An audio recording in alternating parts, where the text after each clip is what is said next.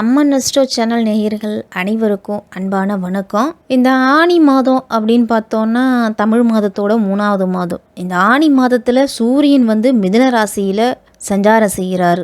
மிதுனம் அப்படிங்கிறது கால புருஷ தத்துவத்துக்கு 3வது பாதம். அதாவது நம்ம வெற்றி பெறுவது, நினைச்ச காரியங்களை நடத்தி முடிக்கிறது, இளைய சகோதரரை குறிக்கிறது. இது எல்லாமே புதன் வீடா இருக்கக்கூடிய மிதுன ராசி தான். புத்தி கூர்மை, அறிவு, ஆற்றல், சாமர்த்தியமா நடந்துக்கிறது, இப்படி பல விதமான தன்மைகளை உள்ளடக்கியது மிதுனம். இந்த மிதுன ராசியில சூரியன் சஞ்சரிக்கக்கூடியது ஆனி மாதம். இந்த ஆனி மாதத்துல கிரக நிலைகள்லாம் எப்படி இருக்கு அப்படின்னு பார்ப்போம். மிதுன ராசியில ஜூன் 12ஆம் தேதி சுக்கிர பயிற்சியும், ஜூன் 14ஆம் தேதி புதன் பயிற்சியும், ஜூன் 15ஆம் தேதி சூரிய பகவானும் மிதுன ராசிக்கு போறாங்க. அப்ப 3 கிரகங்களோட சேர்க்கை அப்படிங்கிறது இருக்குது.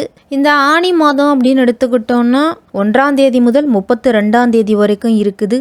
ஜூன் மாதம் 15ஆம் தேதி முதல் ஜூலை மாதம் 17ஆம் தேதி வரைக்கும் இந்த ஆனி மாதம் அப்படிங்கிறது இருக்குது.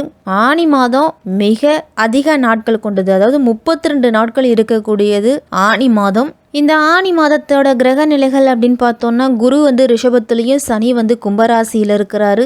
மாதத்தின் தொடக்கத்தில் கும்பராசியில் இருக்கிறாரு, அதன் பிறகு வக்கரம் அடைகிறாரு. ராகு மீனத்திலையும், கேது கன்னியிலையும் இருக்கிறாங்க.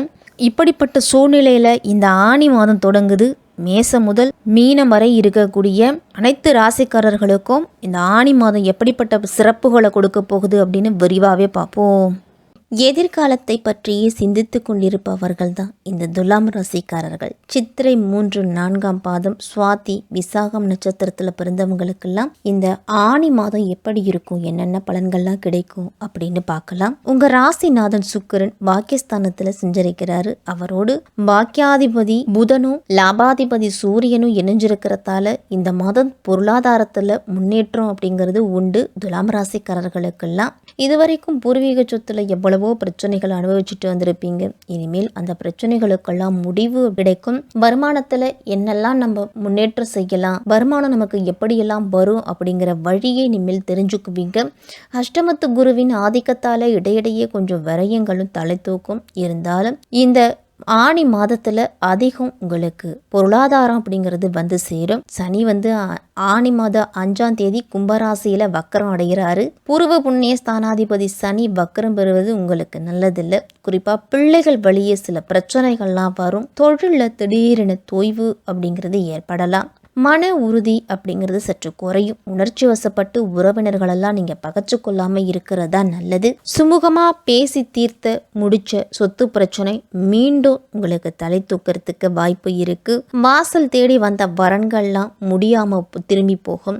உத்தியோகத்துல இருக்கிறவங்களுக்கெல்லாம் மேலதிகாரிகளோடு இருந்துட்டு வந்த பகை மேலோங்கியே இருக்கும். உங்களுடைய திறமைக்கு உரிய அங்கீகாரம் கிடைக்குமா அப்படின்னா அது சந்தேகம்தான். உடல் ஆரோக்கியத்திலையும் இந்த வக்ர காலத்துல கூடுதல் கவனத்தோடு இருக்கணும். சனிக்கிழமை தோறும் சனி பகவான் வழிபாடு மிக மிக நன்மையை கொடுக்கும். துலாம் ராசிக்காரர்களுக்கெல்லாம் ஆனி மாதம் 12ஆம் தேதி கடகராசிக்கு புதன் போறாரு. இக்காலத்துல உங்களுக்கு செய்யும் தொழில ஓரளவு முன்னேற்றம் அப்படிங்கிறது கிடைக்கும். எதிர்பார்த்திருந்த வாய்ப்புகள்லாம் சேரும். கடன் சுமை அப்படிங்கிறது பாதிக்கு மேல் குறையும். மாமன் மைத்துனர் வழியிலெல்லாம் சுப நிகழ்ச்சிகள் அப்படிங்கிறது நடக்கலாம். உத்தியோகத்தில் பணி நீக்கம் செய்யப்பட்டவங்கெல்லாம் மீண்டும் பணியில் சேருவீங்க. முக்கிய புள்ளிகள்லாம் உங்களுடைய இல்லம் தேடி உங்களுடைய முன்னேற்றத்துக்கு வழிவகுத்து கொடுப்பாங்க. அதனால் பொருளாதார நிலை அப்படிங்கிறது சீராக இருக்கும். ஆனி மாதம் 23ஆம் தேதி கடக ராசிக்கு சுக்கிரன் போகிறாரு. ராசிக்கு 10ஆம் இடத்துல ராசிநாதன் சுக்கிரன் வருவது யோகம்தான். தொழிலில் முன்னேற்றம் அப்படிங்கிறது உண்டு. வரவேண்டிய பாக்கிகள்லாம் வசூலாகலாம். வேலை தேடிக்கிட்டு இருந்தவங்களுக்கு இனி விடிவு காலம் பிறந்துருச்சு அப்படின்னு தான் சொல்லணும். பணி ஓய்வுக்கு பிறகு கூட ஒரு சிலருக்கெல்லாம் மீண்டும் பணிபுரியும் வாய்ப்பு அப்படிங்கிறது கிடைக்கும். ஆடை ஆபரணங்களோட சேர்க்கையும் இந்த மாதத்தில் உண்டு. அதிகார வர்க்கத்தினரின் ஆதரவோடு பொது வாழ்வில் இருக்கிறவங்களுக்கெல்லாம் புதிய பொறுப்புகள் அப்படிங்கிறது கிடைக்க போகுது. வெளிநாடு செல்லக்கூடிய முயற்சியிலெல்லாம் நல்ல முன்னேற்றம் அப்படிங்கிறது இருக்கும். வீடு வாங்குவது, இடம் வாங்குவது எல்லாத்துலயும் நீங்க கவனத்தை செலுத்துவீங்க. ரிஷப ராசியில ஆனி மாதம் 27ஆம் தேதி செவ்வாய் வராரு. உங்க ராசிக்கு அஷ்டமத்துல செவ்வாய் சஞ்சரிக்க போவது அவ்வளவு நல்லதில்லை. ஆரோக்கிய தொல்லை அப்படிங்கிறது வரலாம். மற்றவர்களோட ஆதரவும் குடும்பத்தில் இருக்கிறவர்களோட ஆதரவு அப்படிங்கிறது சற்று குறையும். மருத்துவ செலவுகளால் கையில் இருக்கக்கூடிய சேமிப்பு அப்படிங்கிறது குறைய தொடங்கும். நினைச்சது நடக்கலையே அப்படின்னு கவலைப்படுவீங்க. உறவினர்களும் உடன்பிறப்புகளும் உங்களுக்கு பகையா மாறலாம். விற்ற சொத்துக்களால் கூட வில்லங்கங்கள்லாம் வரலாம். விற்ற சொத்துக்களால் கூட வில்லங்கம் அப்படிங்கிறது வரும். எதாக இருந்தாலும் அனுபவஸ்தர்களை கொண்டு ஆலோசனை செய்து முடிவெடுக்கிறது தான் இந்த காலகட்டத்தில் நல்லது. துலாம் ராசிக்காரர்களுக்கெல்லாம் பொது வாழ்வில் உள்ளவர்கள்லாம் மாத கடைசியில் மனக்குழப்பம் அப்படிங்கிறது வரும். வியாபாரம் தொழில் செய்கிறவங்களுக்கெல்லாம் இடையூறுகள் அதிகம் ஏற்படலாம். இந்த மாதத்தில் உத்தியோகத்தில் இருக்கிறவங்களுக்கெல்லாம் திருப்தி இல்லாத இடமாற்றம் அப்படிங்கிறது வரும். மாணவர்கள்லாம் கல்வியில் கூடுதல் கவனத்தை செலுத்தி படிக்கணும். பெண்களுக்கெல்லாம் மாதத்தின் முற்பகுதி மகிழ்ச்சியாக இருந்தாலும் பிற்பகுதியில் பொருளாதார பற்றாக்குறையை சந்திக்க வேண்டிய சூழ்நிலை அப்படிங்கிறது வரும். சித்திரை 3, 4ஆம் பாதத்தில் இருக்கிறவங்களுக்கெல்லாம் இந்த ஆணி மாதம் பாக்கியஸ்தானத்தில் ராசிநாதன் சஞ்சரிக்கிறதால எதிர்பார்த்திருந்த வருமானம் அப்படிங்கிறது வரும். தெய்வ அருளும் உங்களுடைய இஷ்ட தெய்வத்தோட அருளும் குலதெய்வத்தோட அருளும் பரிபூர்ணமாக கிடைக்கும். அதனால் குடும்பத்தில் இருந்துட்டு வந்த சங்கடங்கள் எல்லாமே விலகும். குருவின் பார்வை விரயம் தனம் சுகஸ்தானத்தில் பதிகிறதால சுப செலவுகள் அப்படிங்கிறது அதிகரிக்கலாம். சிலர்லாம் சொந்த வீடு கட்டும் முயற்சியை தொடங்குவீங்க. பண வரவில் இருந்துட்டு வந்த தடைகள் அப்படிங்கிறது விலகும். உங்களுடைய மனதில் இருந்துட்டு வந்த சங்கடம் நீங்கி தெளிவு அப்படிங்கிறது பிறக்கும். சத்துருஸ்தானத்தில் செஞ்சிருக்கும் ராகுவால ஆரோக்கியம் அப்படிங்கிறது பாதிக்கப்படலாம். தொழில் வியாபாரத்திலெல்லாம் போட்டியாளர்கள்லாம் விலகி சொல்லுவாங்க. வாழ்க்கை துணையை அனுசரித்து செல்வதன் மூலம்தான் குடும்பத்தில் அமைதி அப்படிங்கிறது இருக்கும். பூர்வ புண்ணிய ஸ்தானத்தில் செஞ்சிருக்கும் சனி ஆனி மாதம் 5ஆம் தேதியே வக்கரம் அடைகிறாரு.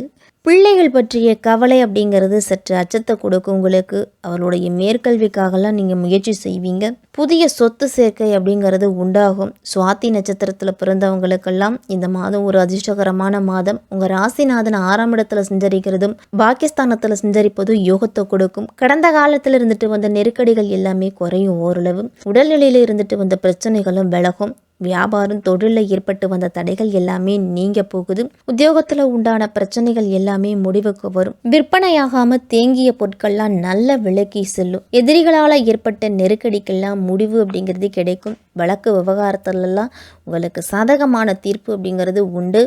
தெய்வத்தின் அருள் அப்படிங்கிறது கிடைக்கிறதோடு உங்களுடைய வேண்டுதலையும் நிறைவேற்றுவீங்க.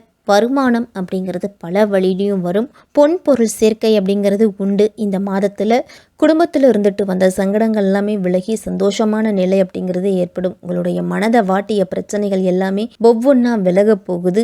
வாழ்க்கை துணைக்கும் உங்களுக்கும் இருந்துட்டு வந்த பிரச்சனைகள் எல்லாமே நீங்கி ஒற்றுமை அப்படிங்கிறது பிறக்கும். பெரியவர்களோட ஏற்பட்ட பிரச்சனைகளும் தீரும். இனிமேல் விசாகம் 1, 2, 3ஆம் பாதத்தில் பிறந்தவங்களுக்கெல்லாம் இந்த ஆணி மாதம் ஒரு திருப்பு முனையா அமையக்கூடிய மாதம்.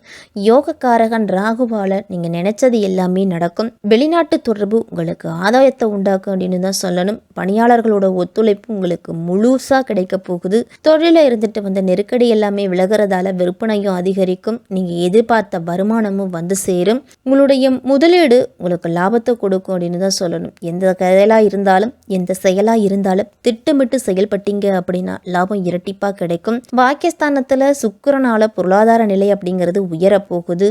புதிய வாகனம் வாங்கக்கூடிய யோகம்லாம் இருக்குது. குருவின் பார்வை விரயஸ்தானத்துல இருக்கிறதால இடம் வாங்குவது, வீடு கட்டுவது, கட்டிய வீட்டை வாங்குவது, இது போன்ற முயற்சிகள் எல்லாம் நீங்க ஈடுபடலாம். தாயால நல்ல ஆதாயம் அப்படிங்கிறது உண்டு. வாழ்க்கை துணையோடு ஏற்பட்ட பிரச்சனைகள் எல்லாமே விலகும். குடும்பத்துல நிம்மதியும் மகிழ்ச்சியும் ஏற்பட போகுது. புதுசா தொழில் தொடங்கணும் அப்படின்னு நினைச்சுக்கிட்டு முயற்சி செய்துட்டு இருக்கிறவங்களுக்கெல்லாம் உங்களுடைய விருப்பம் இந்த மாதத்துல நிறைவேறி புதிதா தொழில் தொடங்குவீங்க.